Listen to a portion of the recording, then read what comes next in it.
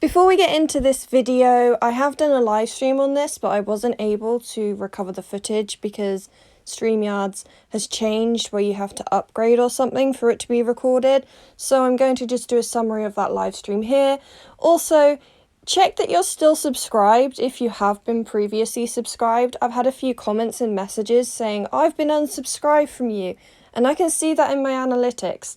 So if you do want to be subscribed to me, check that you're still subscribed. If you're watching this video and you've never been subscribed and you're not interested in, then you can carry on your merry way, that's fine. But please check me out, I'm alright. I mean, I'm not trash all the time.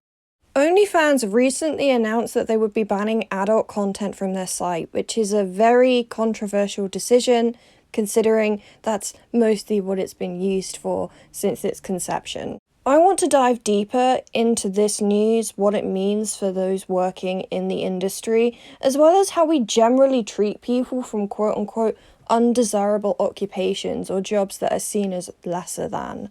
Before we get into that, I want to talk about the pros of OnlyFans as a platform before the ban. The adult industry isn't exactly one of the safest industries in the world. Rates of cootie contraction, can't say certain words, but I think you get my drift, are quite high among adult performers, and therefore it's not necessarily great for people's health and well-being. One of the contributing factors towards adult workers deciding to do their work unprotected is the fact that the adult industry is kind of going downhill. Ever since the introduction of the internet, where you can download the same content for free, there's been less of a demand for adult films to be produced, and therefore less of a demand for adult workers to star in them. In some of the documentaries that I've watched, a lot of these adult workers cited desperation for their reason to partake in certain projects they aren't necessarily comfortable with. And therefore unprotected adult activities are in a higher demand, and therefore they can't really choose whether or not they want to do it if they want to continue to work in the industry. As well as this, male adult performers have a certain problem when it comes to a standing mast. Imagine trying to get it up with several cameras and crew behind you. It's why there are plenty more female adult workers than male, because the stress is hard on them. No pun intended.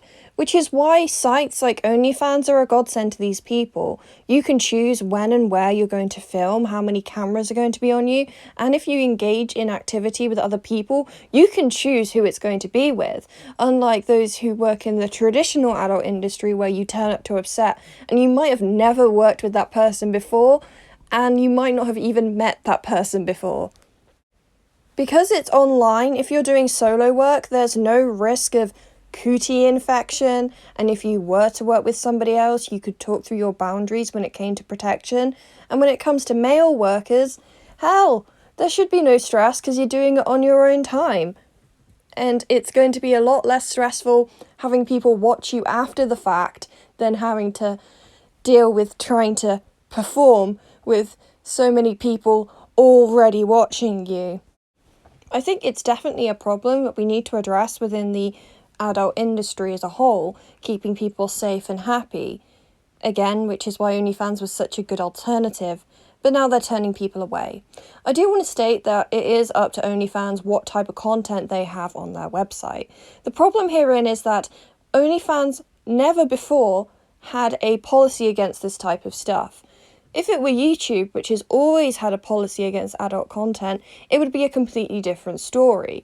Because YouTube has always said that there should be no adult content on their website, no matter how bad at monitoring and keeping track of those things they may be, if somebody uploads an adult video to YouTube and then it gets removed, you can't really be mad about it because it was violating policy.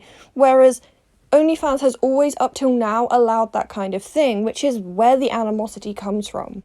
An excellent point that Grandad's Lounge brought up to me on Twitter is the fact that there is quite a bit of nefarious content that could potentially be uploaded to these websites, such as underage adult activity.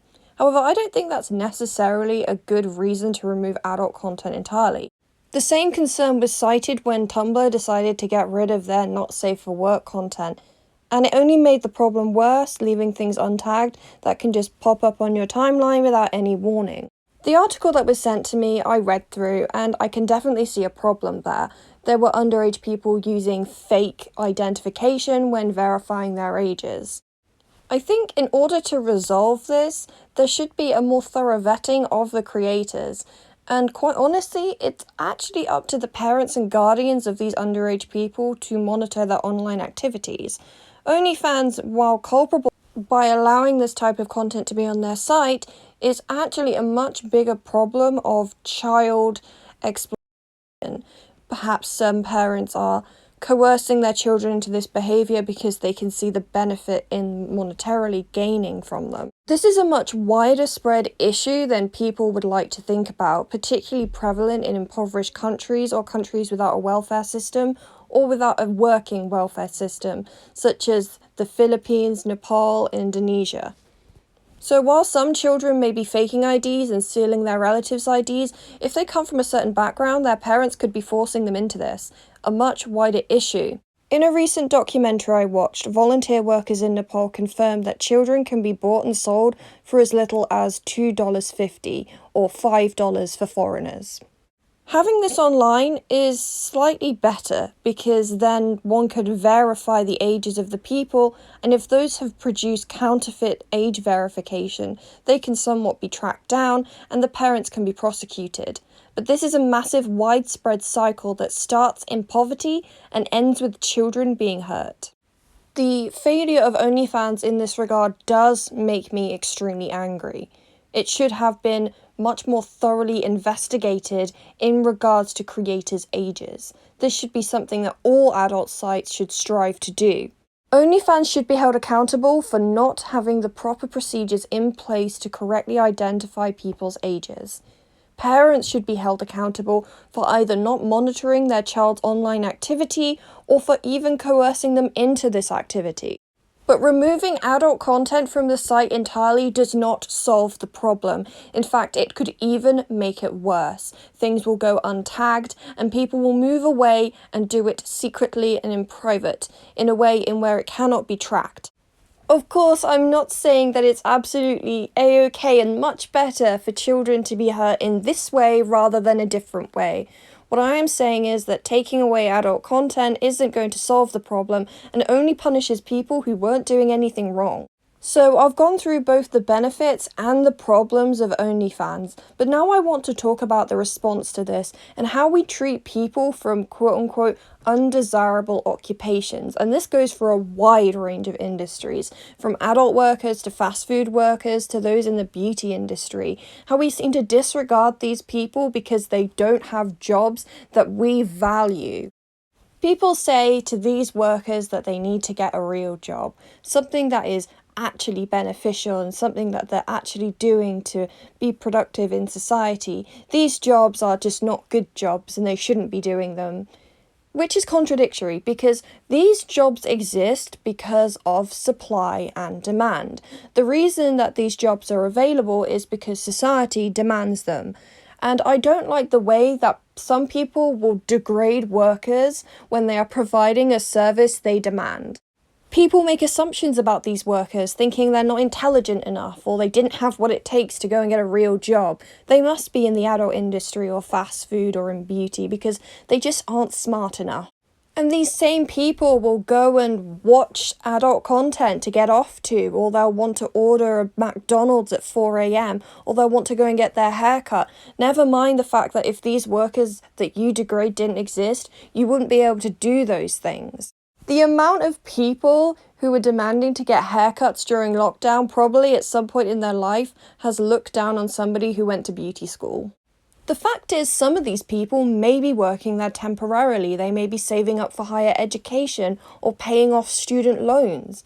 That's a reason some people might be doing it, but I don't think that's always should be the reason why people are doing the things they're doing. Because so many people I've met that work in fast food or they do adult work, they're like, oh no, I'm not doing this forever, I'm just paying off my student bills, as if to reassure me that it's okay, I'm as good as you. Fact is, you are allowed to enjoy jobs that some people look down on. You are allowed to enjoy being an adult worker. You're allowed to enjoy doing hospitality and waitressing and fast food work. And you're allowed to enjoy doing nails and hair for people. This can be a long-term career path for some people. They might be comfortable in those jobs because they know what they're doing and they're confident in their work. They might like the schedules. It might be more flexible for them. It bothers me when I go into a fast food restaurant and there's an older worker and people are looking at them like, that's sad. I'm sorry, what? You're sat there ordering what you want and this person who just happens to be an older person is providing it to you and you're feeling sorry for them? What? Not to mention that a lot of fast food chains pay decently. Sure, there might be horrible customers you have to put up with. It might be a high-paced job, but that might be challenging and they might enjoy that kind of thing. I don't get it. Why are these people looked down upon and it's assumed that either they're not smart enough or they got stuck in a dead-end job? What if they want to be there? What if they like the pay? What if they want to eventually become a team leader and help other people going through it? I mean, I don't get it. Not everybody wants to become a lawyer or an accountant or a doctor. And let's be fair, we use these services just as frequently. I have been to a hairdresser more times than I've been to a doctor in my life. Maybe that's just because I'm fortunate and I don't have to go through those things, but I think that could be said for a lot of people. How many times do you order takeout more than you have to go to A&E? Some people have monthly nail appointments and might not see a doctor more than a couple of times a year. Both of these things are demanded. It is essential that we have doctors. We need doctors to live longer. However, just because something is needed to live doesn't mean that the other jobs that are also demanded just aren't good enough. Because while we need doctors, we also demand fast food workers and hairdressers. And we also demand adult workers. So there's what is essentially needed and there is what we want. What we need versus what we want. So there we have it. I think I've gone over everything, both the benefits and the problems with OnlyFans, as well as how we treat those in undesirable occupations. And for those people who still look down on them, please never ever watch an adult movie again. Please never order a burger and don't go to the hairdressers because you clearly don't value them. I'll see you in the next video. Bye.